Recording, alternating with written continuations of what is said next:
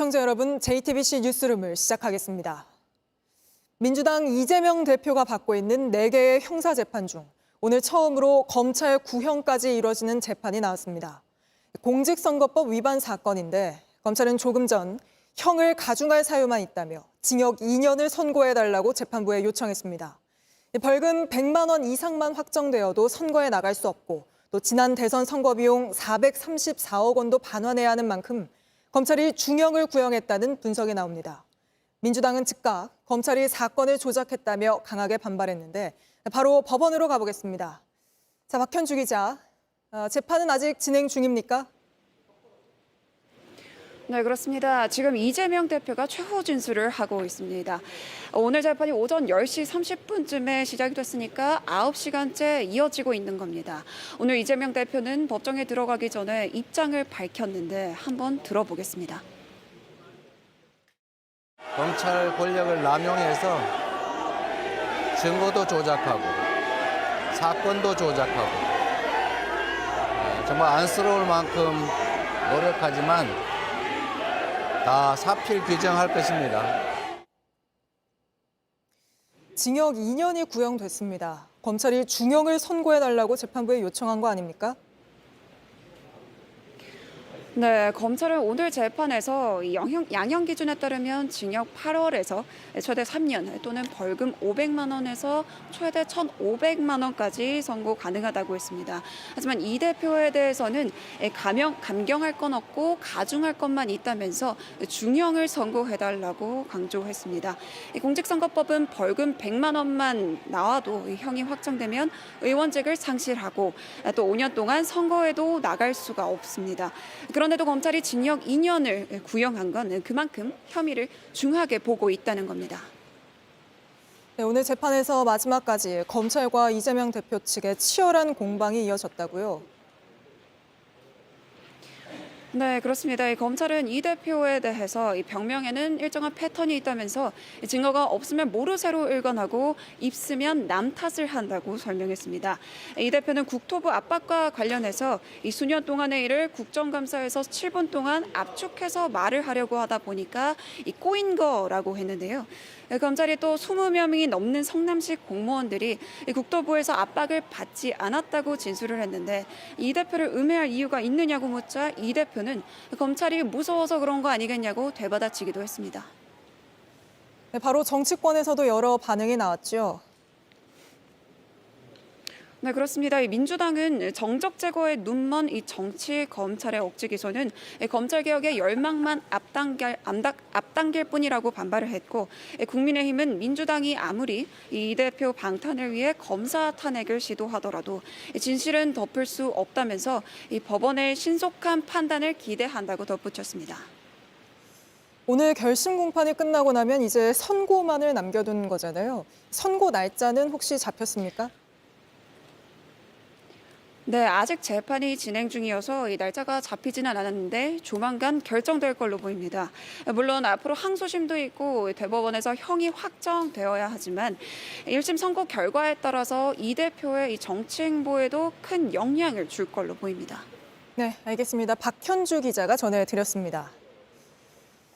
이 재판 말고 위증교사 혐의 재판도 곧 마무리됩니다. 마찬가지로 이르면 10월 중에 선고가 나올 걸로 예상되는 만큼 10월이 이재명 대표 사법 리스크의 중대 고비라는 분석이 나오는데 이 대표의 남은 재판들은 계속해서 연지환 기자가 짚어드립니다. 위증교사 사건은 이재명 대표가 공직선거법 위반 혐의 재판에서 증인으로 출석한 인물에게 위증을 종용했다는 의혹이 핵심입니다. 검찰은 이 대표가 무죄를 받기 위해 위증을 요구했다고 보고 있습니다. 이달 30일에 결심 공판이 예정돼 있습니다. 보통 구형부터 선고까지 한 달 정도 걸리기 때문에 이 사건도 이르면 10월에 선고가 나올 수 있습니다. 여기에 대장동 관련 재판과 성남FC 불법 후원, 쌍방울 대북 송금 의혹 재판도 한창입니다. 이 가운데 하나라도 금고 이상의 형이 확정되면 이 대표는 대선에 나갈 수 없습니다. 오늘 결심 공판이 있었던 공직선거법 위반 혐의에선 벌금 100만 원 이상이 확정되면 의원직을 잃고 향후 5년간 선거에 나올 수 없습니다. 지난 대선을 치르며 민주당이 보전받은 434억 원의 선거 비용도 반환해야 합니다.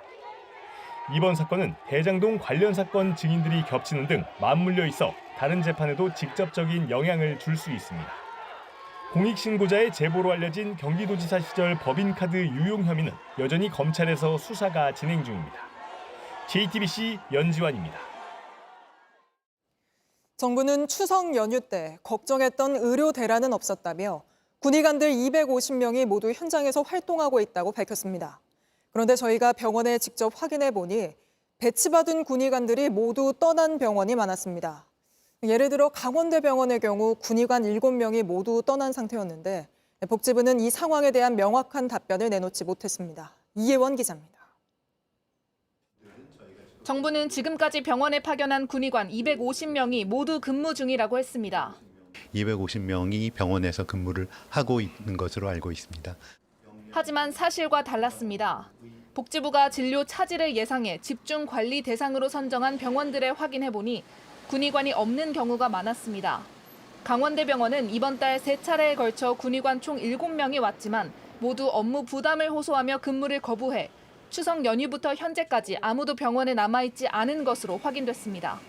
세종 충남대병원은 총 3명을 지원받았지만 모두 같은 이유로 근무하지 않고 있습니다. 정부가 각각 3명을 파견했던 이대 목동병원과 아주대병원 역시 현재 근무 중인 군의관은 1명도 없는 상황입니다. 병원들은 군의관이 다른 병원으로 갔는지 군으로 복귀했는지 모른다고 했습니다. 그 뒤에서 자세한 사항은 저희한테 알려주지 않으세요? 네, 저희는 모릅니다. 저희들은 시를 통해서 받은 거기 때문에 국방부도 이들의 행방을 정확히 알지 못했습니다. 한 관계자는 군의관 중 복귀한 사람은 없다며 인력 배치는 병원과 복지부 담당이라고 했습니다. 복지부의 설명도 명확하지 않습니다. 군의관들이 병원 인근 숙소 등에서 대기하며 다른 병원으로의 배치 결정을 기다리고 있을 것이라고 했습니다. 대기 중인 군의관이 몇 명인지는 밝히지 않았습니다. 재배치가 필요한 경우에는 보다 원활히 될 수 있도록 적극적인 노력을 하겠다는 부분까지 일단 답변 드리겠습니다. 이러는 사이 병원을 도는 구급차만 계속 늘고 있습니다. JTBC 이혜원입니다. 진료지원 간호사, PA 간호사의 업무 범위를 명확히 담은 간호법 제정안이 오늘 공포됐습니다. 그러자 간호협회가 환영한다는 성명을 냈는데 이를 두고 의사협회 부회장이 나대지 말라, 건방진 것들 이런 표현을 써 논란입니다. 조보경 기자입니다. 오늘 간호법 제정안이 공포됐습니다. 의사의 수술 집도를 보조하는 진료지원 간호사의 업무와 지위를 명확히 하는 내용 등이 담겼습니다. 대한간호협회는 해도 되는 직무 등이 명확해져 안전한 간호를 제공할 수 있다며 환영 성명을 냈습니다. 그런데 같은 날 대한의사협회 박용환 부회장은 자신의 SNS에 이 성명서를 올리며 거친 말을 쏟아냈습니다. 박 부회장은 그만 나대세요. 그럴 거면 의대를 갔어야 한다며 장기말 주제에 플레이연 줄 착각한다. 건방진 것들이라고 했습니다. 주어 목적어를 생략한다고 했지만 사실상 간호협회를 저격한 겁니다. 논란이 확산되자 박 부회장은 전공의들 내쫓고 돌아오라고 저 난리를 치면서 정작 전공의들의 자리는 간호사들에게 다 내주는 법에 환호하는 모습에 화가 났다며 또 글을 올렸습니다. 개인 SNS에 올린 글이지만 의협 부회장 신분인 만큼 표현이 과하다는 비판이 나왔습니다. 의협 한 관계자는 개인이 SNS에 올린 글에 협회가 일일이 의견을 표명할 수는 없다고 했습니다. 그동안 의사협회는 간호법이 특정 직역 이익만을 위한 법안이고 간호사의 불법 의료 행위를 부추기며 의료 전문성을 해친다며 반대해왔습니다. 간호협회는 박 부회장이 올린 글에 대해 공식적으로 대응할 만한 가치가 없다고 했습니다. 간호법은 내년 6월부터 시행됩니다. JTBC 조보경입니다. 김건희 여사의 공천 개입 의혹으로 정치권의 파장이 이어지고 있습니다. 김 여사가 명태균 씨와 소통하며 김영선 전 의원 공천에 개입했다는 의혹인데 저희가 취재해보니 공천 개입 의혹이 제기된 2022년 재보궐선거 직후 김 전 의원이 명 씨에게 6,300만 원을 전달한 정황이 검찰에 포착된 걸로 파악됐습니다. 검찰이 돈이 오간 경위, 또 대가성 여부 등을 확인하고 있어 수사 결과에 주목되고 있습니다. 박병현 기자의 단독 보도입니다. 경남 선거관리위원회는 지난해 12월 김영선 전 의원과 여론조사 기관을 운영한 명태균 씨를 검찰에 고발했습니다. 김 전 의원과 명 씨 사이에 수상한 돈이 오간 정황이 나온 겁니다. JTBC 취재 결과 수사에 나선 창원지검은 김 전 의원이 회계 책임자를 통해 명 씨에게 6,300여만 원을 건넨 단서를 잡았습니다. 돈이 오간 시기는 2022년 8월부터로 보고 있습니다. 김 전 의원이 창원 의창 지역구에서 공천을 받아 2022년 6월 재보궐선거에서 당선된 지 2달 뒤입니다. 검찰은 돈이 오간 경위와 대가성 여부 등을 집중적으로 확인하고 있는 것으로 알려졌습니다. 이와 함께 명 씨는 다른 지자체장 후보들에게도 모두 1억 2천만 원을 받은 혐의로도 수사를 받고 있는 것으로 확인됐습니다. 검찰은 공소시효가 6개월인 공직선거법이 아니라 정치자금법 위반 혐의를 적용해 수사를 이어갈 계획입니다. 특히 명 씨가 정치권 유력 인사들과 소통한 걸로 알려지고 있어 어떤 수사 결과가 나올지 주목됩니다. JTBC 박병현입니다. 네, 다음 소식입니다. 하루 사이에 날씨가 확 바뀌었습니다. 가을 폭염이 끝나자 이번엔 전국 곳곳에 집중호우가 쏟아졌습니다. 인천은 바닷물 수위까지 오르며 침수 피해가 잇따랐는데 현장 취재 기자를 연결하겠습니다. 임예은 기자, 지금 있는 곳이 인천 만석부두죠. 그곳 상황은 어떻습니까? 네, 한 30분 전쯤에 바닷물이 또 들어오는 만조였는데요. 한 달 중 이 밀물 높이가 가장 높은 대조기인데다가 이렇게 비가 내리면서 바닷물이 들어찼습니다. 지금은 이 부둣가로의 통행을 통제하고 있고요. 바로 앞 도로까지도 바닷물이 들어찬 상황입니다. 지금 나가는 영상, 오늘 오전 6시 반쯤 이곳 만석부두의 모습입니다. 바닷물이 들어차서 어디가 바다고 육지인지 분간이 어려웠습니다. 당시 상황 어땠는지 직접 들어보시죠. 나도 물 차갖고 여기 못 들어왔어. 저 아저씨 물을 있는 데까지는 들어왔어. 네, 추석 명절 동안 한여름처럼 덥더니 오늘은 장맛비 같은 비가 쏟아졌어요. 지난 밤부터 내린 비는 여름철 집중호우처럼 매섭고 양도 많았습니다. 오늘 오후 5시 기준 제주도에는 300mm, 전남과 경남 곳곳엔 150mm, 인천 옹진엔 120mm 넘는 비가 내렸습니다. 전남 장흥에는 1시간에 73.5mm, 말 그대로 물폭탄이 쏟아졌습니다. 피해도 잇따랐습니다. 앞서 보신 것처럼 인천 해안가 곳곳은 물에 잠겨서 도로를 통제하고 또 물 빼는 펌프를 설치하느라 분주했습니다. 전남에서는 가로수가 쓰러지고 또 주차장이 물에 잠기기도 했습니다. 네, 그럼 비가 언제까지 내릴 걸로 예상됩니까? 이번 주말 내내 비가 내리겠습니다. 많은 곳은 300mm 넘게도 내리겠는데요. 바람도 많이 붑니다. 또 어젯밤부터 비가 내려서 집안이 약해졌습니다. 그래서 산사태주의보 내려졌는데요. 위험 지역에 사는 주민분들 재난 문자나 방송 살피셔야겠습니다. 네, 현장에서 임예은 기자가 전해드렸습니다. 이렇게 주말 내내 많은 비가 내리는 건 14호 태풍 풀라산 때문입니다. 태풍이 힘이 빠지긴 했지만 방향을 우리나라 쪽으로 틀면서 강한 비바람이 몰아치고 있는 건데 강나현 기자가 자세히 설명해드립니다.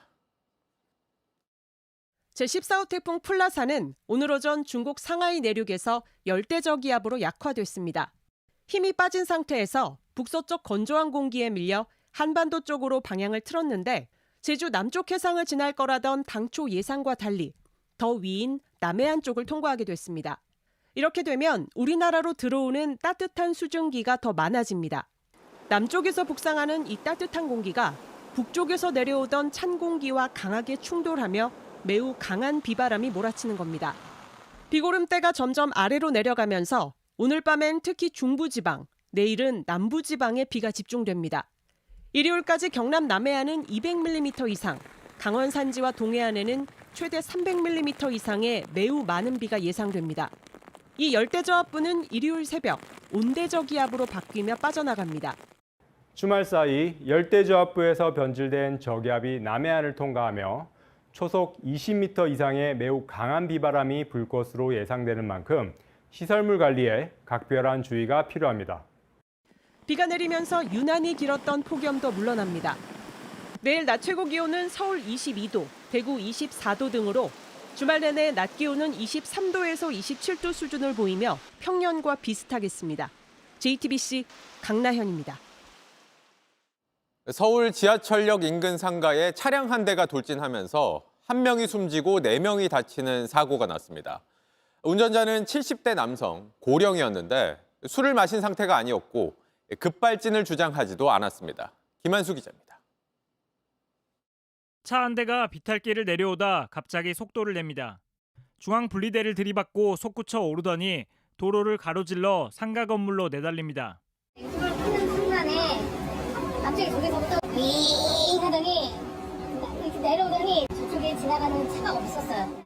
1층 햄버거 가게에 차가 절반쯤 파묻히고 나서야 멈췄습니다. 사장님은 화장실에 가 있었고 주방에 직원분이 있는 주방 쪽으로. 오늘 오전 10시 반쯤 서울 지하철 미아역 인근 건물에 70대 남성이 몰던 제네시스 차량이 돌진했습니다. 차량은 중앙 분리대를 뚫고 그대로 가게를 덮쳤습니다. 충격으로 가게 유리창과 벽돌은 완전히 무너져 내렸습니다. 길을 가던 여성 한 명이 차에 치여 심정지 상태로 병원으로 옮겨졌지만 숨졌습니다.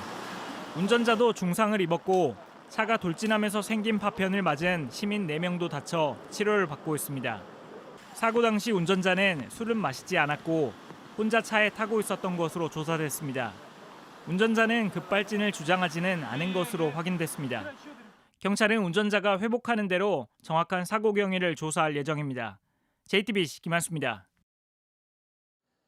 인천 아파트 전기차 화재 사고는 외부 충격에 차량 배터리가 손상돼 불이 나면서 발생했을 가능성이 있다는 국립과학수사연구원 감정 결과가 나왔습니다. 재조사 책임이 있는지 여부는 확인하기가 쉽지 않을 걸로 보입니다. 오원석 기자입니다.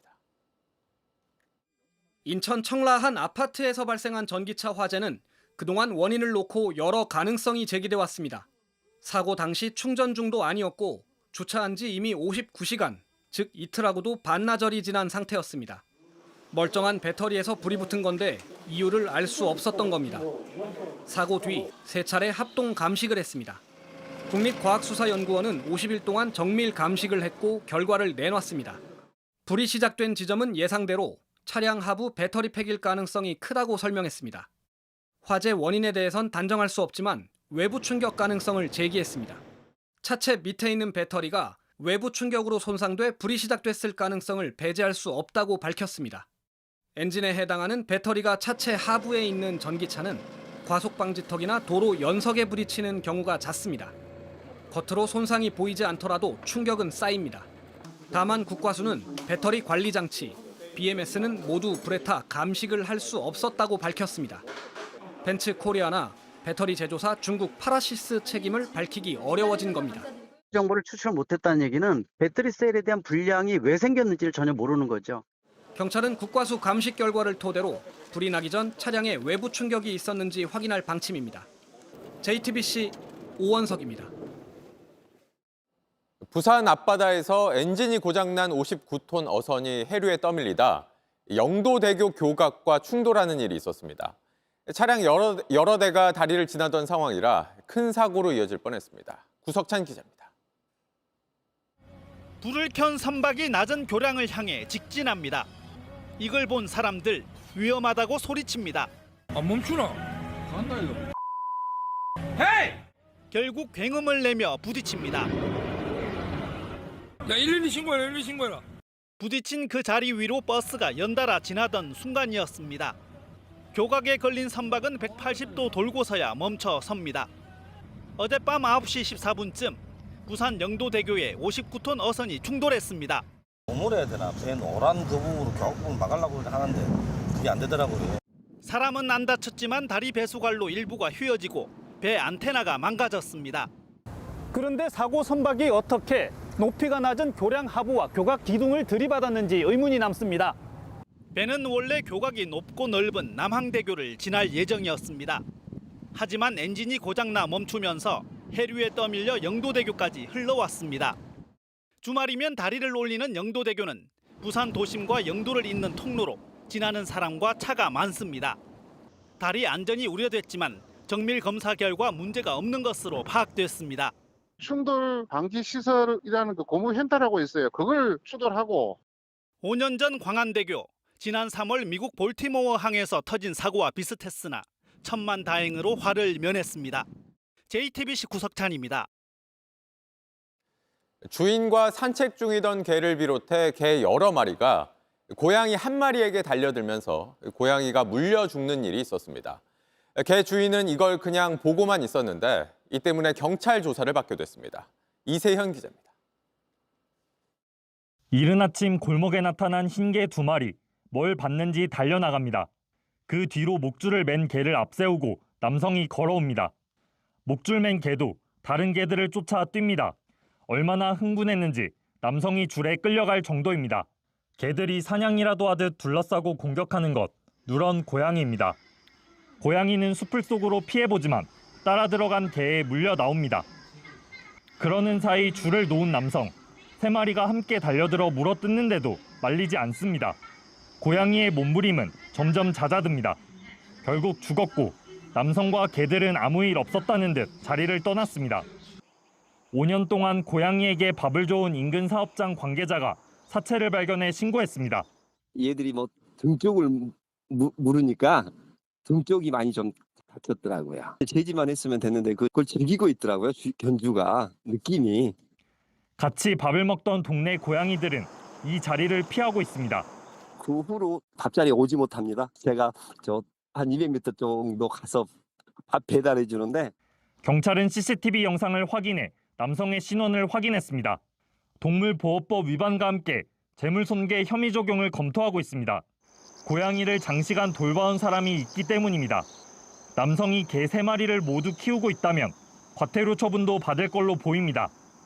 소유주가 반려동물을 데리고 밖에 나갔을 때 목줄 꼭 하게 되는데 목줄 안 한 거지 않습니까? 경찰은 조만간 남성을 불러 조사할 계획입니다. JTBC 이세현입니다. 임종석 전 대통령 비서실장이 남과 북이 통일하지 말고 2개의 국가로 지내자고 주장하면서 파장이 일고 있습니다. 곧바로 대통령실이 반헌법적 발상이라고 비판했는데 야권 일각에서도 과했다는 평가가 나왔습니다. 유선희 기자입니다. 임종석 전 대통령 비서실장의 발언은 어제 열린 9.19 평양 공동선언 6주년 기념식에서 나왔습니다. 임 전 실장은 지금 조건에서 통일 주장은 어떤 형태로든 상대를 복속시키겠다는 것이라며 통일 논의를 중단하자고 제안했습니다. 통일하지 맙시다. 통일을 꼭 해야 한다는 강박관념을 내려놓읍시다. 객관적 현실을 받아들이고 2개의 국가를 수용합시다. 나아가 헌법 3조의 영토 조항을 개정하고 통일부를 정리하자는 주장도 했습니다. 다만 김정은 북한 국무위원장이 말한 적대적 2 국가와는 다른 얘기라고 선을 그었습니다. 적대적인 2개의 국가 관계는 있을 수 없습니다. 평화적인 2 국가, 민족적인 2 국가여야 합니다. 대통령실은 곧바로 반헌법적 발상이라고 비판했습니다. 국민의힘도 북한의 지령을 받았냐며 비난을 쏟아냈습니다. 늘 발언이나 행동의 맥락을 보면은 북한 주장하고 닮아도 너무너무 닮았다. 야권 일각에서도 헌법 개정 발언은 과했다. 통일부 정리 발언은 신중하지 못했다는 평가가 나왔습니다. 이런 가운데 문재인 전 대통령은 윤석열 정부의 통일 독트린을 비판했습니다. 사실상 흡수 통일 의지를 기력함으로써 역대 정부의 노력을 물거품으로 만들었습니다. 정세현 전 통일부 장관은 임 전 비서실장의 발언이 거칠었지만 위기의 남북관계를 고려하면 평화부터 챙기자는 얘기는 할 수 있는 것이라면서 오히려 통일을 더 멀게 만드는 건 현실성 없는 흡수통일, 북진통일을 주장하는 윤석열 정부의 통일 독트린이라고 주장했습니다. JTBC 유선입니다. 체코 프라하에서 열린 한 체코 정상회담에서 윤석열 대통령과 체코의 파벨 대통령이 24조 원 규모 원전 최종 계약에 낙관적인 입장을 밝혔습니다. 이번 체코 순방에는 이재용 삼성전자 회장 등 4대 그룹 총수도 동행했는데 지난해 부산 엑스포 유치전 이후 처음입니다. 체코 프라하에서 강희연 기자입니다. 윤석열 대통령은 페트로 파벨 체코 대통령을 만나 지난 7월 우리나라가 우선 협상자로 선정된 24조 원 규모 체코 원전에 대한 최종 계약 의지를 밝혔습니다. 신규 원전이 한 체코 경제의 동반 발전과 에너지 협력의 이정표로서 양국의 전략적 파트너십을 강화하는 중요한 계기가 될 거라고 말씀드렸습니다. 파벨 대통령도 긍정적인 반응을 보이며 추가 수주 가능성도 시사했습니다. Je zde velký potenciál pro společný postup i ve prospěch těchto zemí, protože bude-li naše spolupráce úspěšná, pak se může rozšířit i na třetí země. 윤 대통령은 현지 원전 관련 기업도 찾아 협력 의지를 다시 한번 다졌습니다. 원전 수주로 수조원 손실이 예상된다는 야당 주장엔 강하게 비판했습니다. 전혀 근거 없는 엉터리 가짜 뉴스이고 경제를 활성화하려는 노력을 폄훼하는 궤변입니다. 이재용 삼성전자 회장을 포함해 SK, 현대차, LG 등 4대 그룹 총수도 동행했는데 지난해 11월 부산 엑스포 유치를 위해 프랑스에 다녀온 이후 처음입니다. 4대 그룹이 참여한 한체코 비즈니스 포럼에선 양국 기업과 기관 간 총 14건의 양해각서가 체결됐습니다. 윤 대통령은 잠시 후 체코 총리와 단독 회담을 갖고 경제 협력을 위한 MOU 체결을 할 예정입니다. 이어서 동포 만찬 간담회 등 2박 4일간 일정을 소화한 뒤 내일 귀국길에 오릅니다. 체코 프라하에서 JTBC 강현입니다.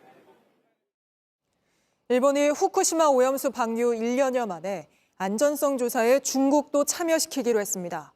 그러면서 지난해부터 일본산 수산물 수입을 금지했던 중국 정부도 단계적으로 수입을 다시 시작하겠다고 밝혔습니다. 도쿄 김연예 특파원입니다.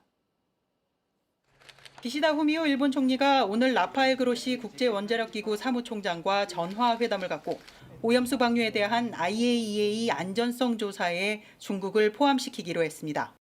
후쿠시마 원전 앞바닷물과 어류 조사, 방류 전 오염수 채취에 중국 등 제3국을 포함하는 새 모니터링 시스템을 갖추기로 했습니다. こうした中、中国を含む一部の国からはさまざまな関心が示されており、IAEA との間でこうした点も踏まえつつ、平素から緊密に意思疎通をしてきた。 중국은 오염수 조사와 관련해 토양 조사를 비롯해 독자 시료 채취를 주장해 왔는데 주권 침해라고 반대해 오던 일본이 입장을 바꾼 겁니다. 일본의 입장 변화엔 일본산 수산물이 있습니다. 오염수 방류 직후 중국은 일본산 수산물 전체에 대해 수입을 중단했습니다. 중국은 일본산 수산물의 최대 수입국, 가리비 등 수산물 수출길이 막혀 어민들의 피해가 커지자 일본이 중국의 요구를 받아들인 겁니다. 중국 정부도 일본산 수산물 수입을 단계적으로 재개하겠다고 밝혔습니다. 이번 중국의 조사 참여와 일본산 수산물에 대한 수입 재개 발표로 한국에 대한 후쿠시마산 수산물 수입 재개 압박은 더 커질 전망입니다. 도쿄에서 JTBC 김현희입니다. 대만에 있던 유일한 위안부 소녀상이 철거됐습니다. 소녀상에 세워진 토지의 소유권이 경매로 넘어갔기 때문인데 그러면서 일제의 만행을 알리던 소녀상은 창고로 보내졌습니다. 이도성 특파원입니다. 지게차가 여성의 모습을 한 동상을 들어올립니다. 천천히 자리를 옮기며 트럭 위에 싣습니다. 이틀 전 대만 타이난시에 있던 위안부 소녀상이 철거되는 모습입니다.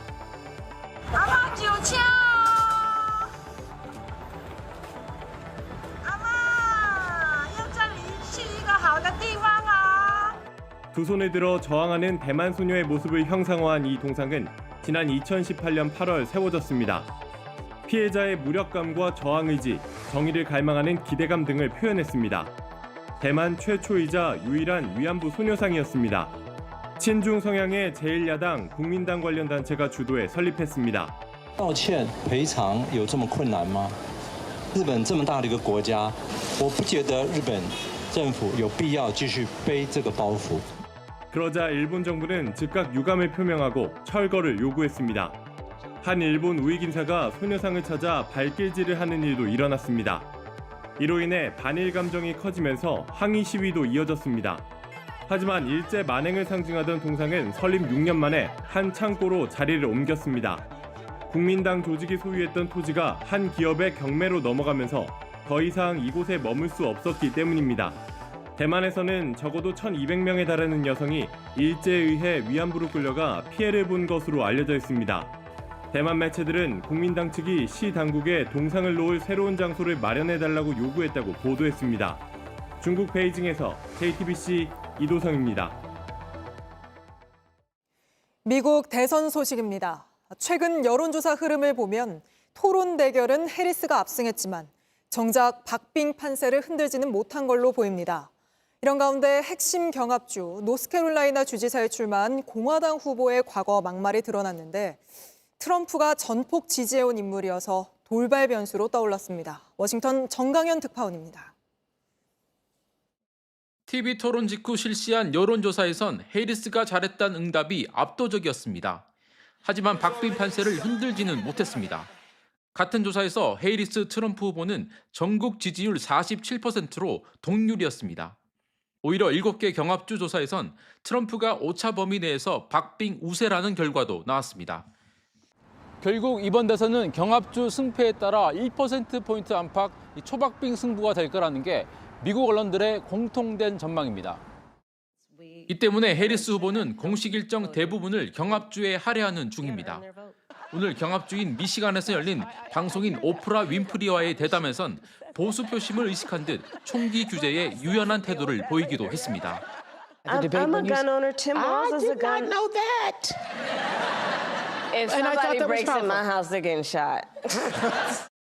이런 가운데 또 다른 경합주인 노스캐롤라이나에선 돌발 변수가 터졌습니다. 주지사 선거에 출마한 공화당 마크 로빈슨 후보가 과거 음란물 사이트에서 자신을 흑인 나치라고 부르고 노예제 부활을 지지하는 등 막말을 했다는 의혹 보도가 나온 겁니다. 로빈슨은 트럼프가 전폭적인 지지를 밝혔던 인물입니다. I think you're better than Martin Luther King. I think you are Martin Luther King times 2. 로빈슨은 해당 발언을 한 적이 없다고 부인했지만 주지사 선거가 대선과 함께 치러지는 만큼 보수 진영에선 트럼프의 발목을 잡는 막판 변수가 될 수 있다는 우려도 나오고 있습니다. 워싱턴에서 JTBC 정강현입니다.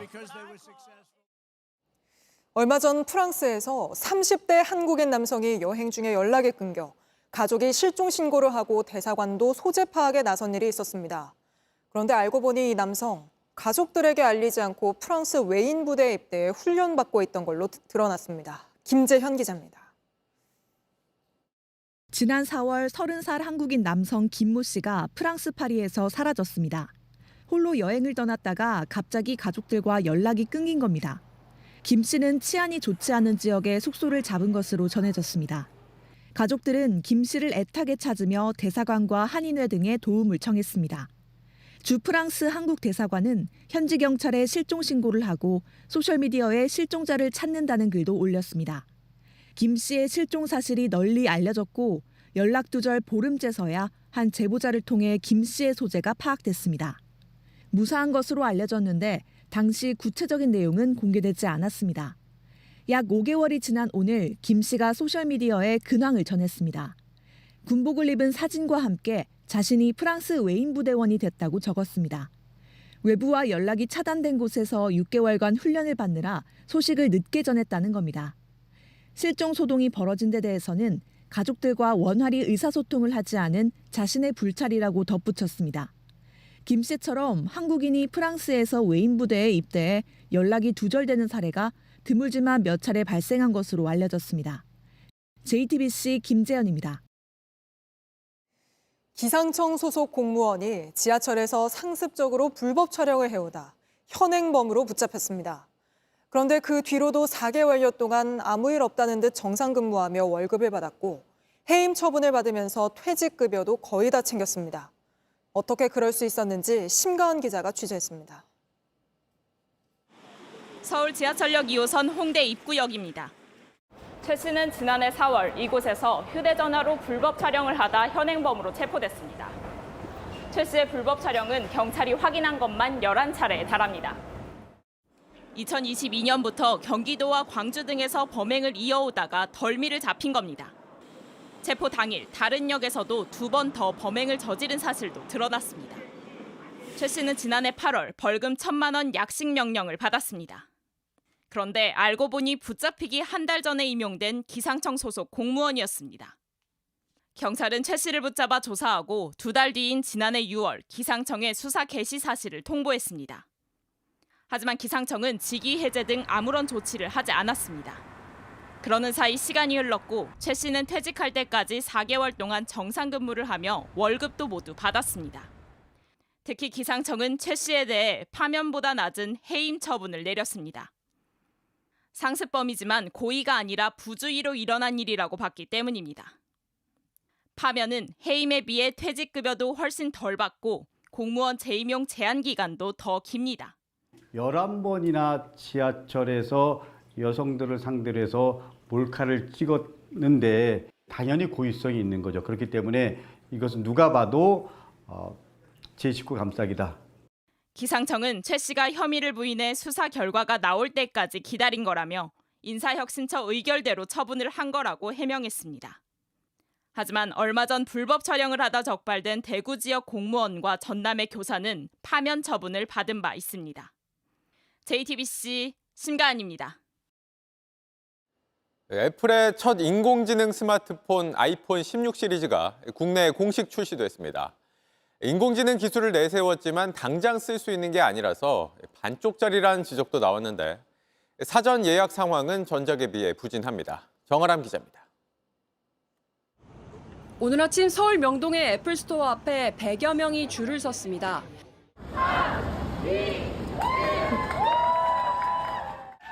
8시 정각이 되자 국내 공식 출시된 아이폰 16 시리즈를 보려는 사람들이 쏟아져 들어옵니다. 아이폰 신작이 우리나라에서 1차로 공개된 건 처음 있는 일인데 시차를 고려하면 미국보다도 빠른 겁니다. 현장 구입줄에서 상당히 많은 외국인들을 만났습니다. 외국인들이 전부 관광으로 오셨던 분들인데 1차 출시국이 처음 되어서 한국에서 구매를 하고 자국으로 돌아갈 수 있음에 기쁘다. 이번 시리즈는 아이폰 최초의 인공지능 AI 폰이란 점에서 주목받았습니다. 하지만 AI 생성 시스템인 애플 인텔리전스가 아직 탑재되지 않은 데다 AI 기능을 쓰기 위한 한국어 지원은 내년에야 가능해 반쪽짜리란 혹평도 많았습니다. 기대만큼 혁신적인 AI 기능을 선보이지 못했다는 분석도 나옵니다. AI라는 게 지금 이렇게 큰 하이프를 일으킬 정도로 뭔가 대단한 비즈니스 모델이나 그런 게 있는 거냐. 그래서 애플이 먼저 매를 맞지 않았나. 그 여파에 이번 시리즈는 전작에 비해 초반 판매가 부진한 상황. 지난 13일부터 시작된 사전 주문 판매량은 약 3,700만 대로 전작보다 12% 줄었습니다. JTBC 정아람입니다. 다음 달 1일 국군의 날이 임시 공휴일로 지정되면서 개천절과 함께 징검다리 휴일이 늘어났죠. 그런데 휴일이 늘어난 게 오히려 불만이라는 반응도 적지 않습니다. 왜 그런지 김도훈 기자가 직접 들어봤습니다. 정부가 올해 국군의 날을 임시 공휴일로 지정한 건 지난 3일입니다. 정부는 올해 국군의 날을 임시 공휴일로 지정하여 국가 안보의 중요성에 대한 국민적 관심을 높이고 국군의 날이 공휴일이 되면서 다음 달 초엔 개천절과 함께 징검다리 연휴가 이어지게 됐습니다. 그런데 국군의 날 임시 공휴일 지정에 대해 성인 3,000명에 물었더니 긍정적이라고 답한 사람은 40%에 그쳤고 적합하지 않다는 답은 22%로 5명 중 1명은 부정적인 반응을 보였습니다. 반기는 목소리도 많지만 붙어서 쉬지 못하더라도 그래도 하루 건너 하루 쉬는 것 좋다고 생각합니다. 추석 연휴가 지난 지 얼마 되지 않아 또 연차를 내기도 쉽지 않습니다. 퐁당퐁당 이게 저는 비효율적이라고 생각해요. 2일 연차를 붙여서 쓸 수 있으실 것 같으세요? 아니요, 저는 그렇게 못할 것 같습니다. 생계 걱정이 앞서는 사람도 적지 않습니다. 갑자기 이렇게 쉬는 날이 이게 정해져 버리면은 놀러 가고 밖에 나가 버리고 그러니까 배달하는 라이더 입장에서는 수입이 주니까 딱히 반기지는 않죠. 사무실 밀집 상권 자영업자들은 하루 장사를 접어야 합니다. 장사 하루 문 닫아야죠. 아예 사람이 안 다니고. 근데 임시 공휴일을 하면 매출은 그냥 포기해야 돼요. 열어놓고 이거 구워놓고 못 팔면 이걸 소진을 할 수가 없는데. 가게의 여윳돈마저 줄어드는 상황에서 정부가 기대한 내수 진작 효과가 얼마나 나타날지도 지켜봐야 합니다.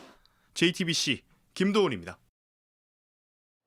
교사가 꿈이었던 한 사범대학교 학생이 암으로 투병하다 세상을 떠났습니다. 그러면서 아르바이트로 모은 돈을 후배들 장학금으로 써달라며 남겼는데 이 학생이 오늘 명예 졸업장을 받았습니다. 윤두열 기자입니다. 22살 여대생이 공부하던 자리에는 꽃이 놓였습니다. 친구들과 찍은 사진 속 모습은 아직 애뜹니다. 차수현, 의자에 쓴 건 자리 주인 이름입니다. 지난 6월 대장암으로 숨졌습니다. 열심히 공부해서 좋은 선생님 되고 싶다고 그렇게 찾아와서 1년 동안 정말 열심히 준비하고 공부했었는데 수현 씨는 선생님 되는 게 꿈이었습니다. 대구대학교 생물교육과에 진학했고 공부도 아르바이트도 열심히 했습니다. 하지만 지난해 말 암 판정을 받았고 오래 버티지 못했습니다. 투병하던 수현 씨는 아버지에게 적금 통장을 건넸습니다. 아르바이트로 모은 돈 600만 원이 들어 있었습니다. 그래서 적금 3개를 들어서 모아놓은 돈이 있는데 아빠 이거 어떡하지라고 저한테 이제 물어봤어요. 마음대로 해라라고 했더니 그러면 내가 학교에 장학금 기부를 하겠다라고. 세상에 작은 것이라도 남기길 바랐습니다. 후배들이 마음 놓고 공부하도록 장학금을 주고 싶다고 했습니다. 같은 과 후배 6명이 100만 원씩 장학금을 받았습니다.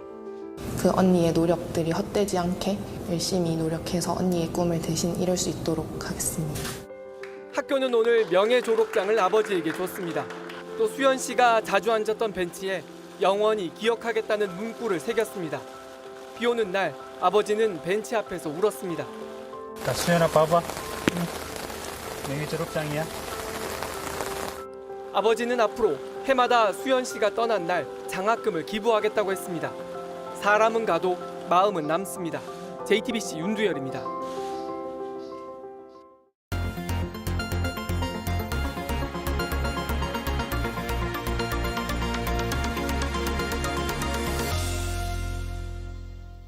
최근 일상까지 파고든 마약, 주택가나 인근 야산 등에 숨겨두고 유통하는 경우가 많아졌습니다.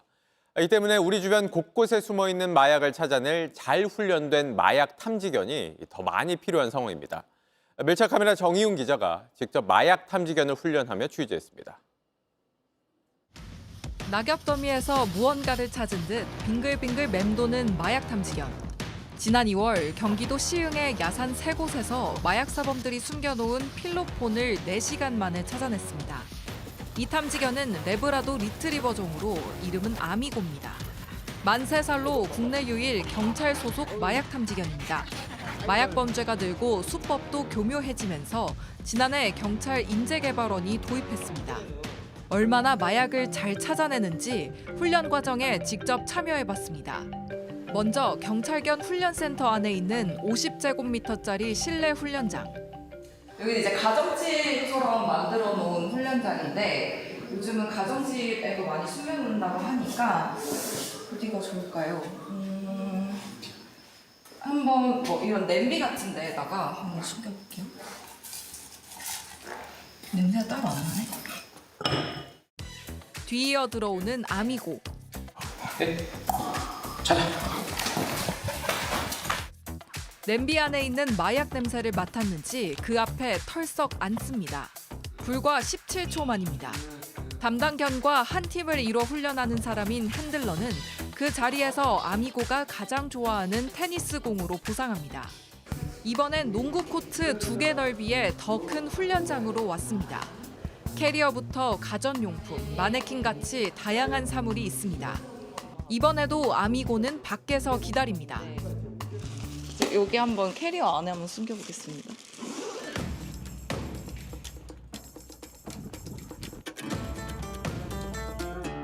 단 2분 만에 마약을 찾는 데 성공했습니다. 익숙한 훈련장이라서 그런 건 아닐지 이번엔 훈련센터 뒤 야산으로 저 혼자 올라갔습니다. 저는 지금 이제 야산에 홀로 남겨졌고요. 여기 이렇게 스테인리스 통 안에 들은 마약 시료랑 이렇게 낫이랑 같이 들고 실제로 그 마약 범죄자들처럼 한번 마약을 묻어보겠습니다. 이렇게 넣고 흙을 살짝만 덮은 다음에 나뭇잎으로 이렇게 덮어볼게요. 감쪽 같습니다. 아, 이래서 야산에 많이 마약을 묻는군요. 이후 투입된 아미고. 2분도 채 되지 않았는데 어느 한 곳에 털썩 엎드려 꼬리를 흔듭니다. 한번 제가 찾아봐도 될까요? 여기 맞는 것 같아요. 잠깐만, 아미고. 와! 완전 맞아요. 수백 명의 경찰이 투입되어야 할 일을 홀로 척척 해내는 탐지견. 하지만 특히나 마약 탐지견은 양성이 쉽지 않다고 합니다. 워낙 소량을 가지고 네. 일회 복용량을 사용하기 때문에 최고의 탐지견을 만드는 데는 굉장히 어려운 점이 많습니다. 집중력도 굉장히 중요하고요. 대담성도 중요합니다. 보상을 위한 공놀이 시간. 아미고한테는 이 게임이 어떤 부분에서 좋아요, 그러면? 운동성으로는 굉장히 좋고요. 그리고 얘는 이 공을 갖고 싶어가지고 마약을 찾는 부분이거든요. 그래서 지금이 제일 좋은 시간이에요. 더운 날 열심히 훈련받고 게임도 한 아미고는 목욕 후 시원한 견사에서 쉽니다.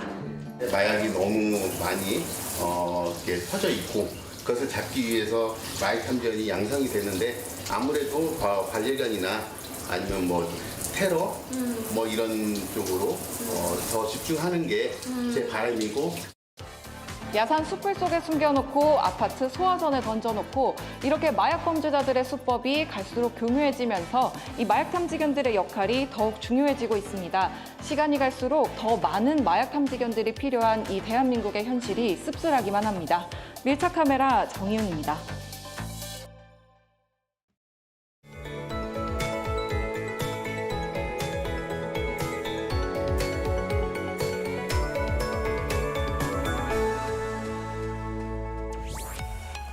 기온은 차츰 가을로 향하고 있는데 내리는 비의 양은 여름 장마철 못지않습니다. 특히 수도권과 강원도, 경남에는 호우특보도 내려졌는데요. 이미 많은 비가 쏟아졌지만 앞으로 내릴 양도 상당하겠습니다. 강원 동해안과 산지에 300mm 이상, 영남에는 180mm 이상의 물벼락이 퍼붓겠고 그 밖의 지역도 150mm가 넘게 오는 곳이 있겠습니다. 비의 강도도 무척 강하겠는데요. 내일도 시간당 최대 50mm의 매우 강한 비가 쏟아지겠고요. 이에 따라 전국의 산사태 위기경보도 주의 단계로 상향했습니다. 산지를 비롯한 지하차도, 하천변 등 위험 지역의 접근을 피하시기 바랍니다. 남해안과 제주에는 바람도 강하게 불겠고요. 해안가에서는 너울성 파도에 유의하셔야겠습니다. 오늘 밤 남부 곳곳으로는 열대야가 이어지겠습니다. 한낮엔 서울이 22도에 머물겠고요. 창원과 광주는 28도까지 오르겠습니다. 비는 모레 오전이면 대부분 그치겠고 다음 주에는 쾌청한 하늘에 선선한 가을 공기가 느껴지겠습니다. 날씨였습니다. 뉴스룸 저희가 준비한 소식은 여기까지입니다. 시청해주신 여러분 고맙습니다.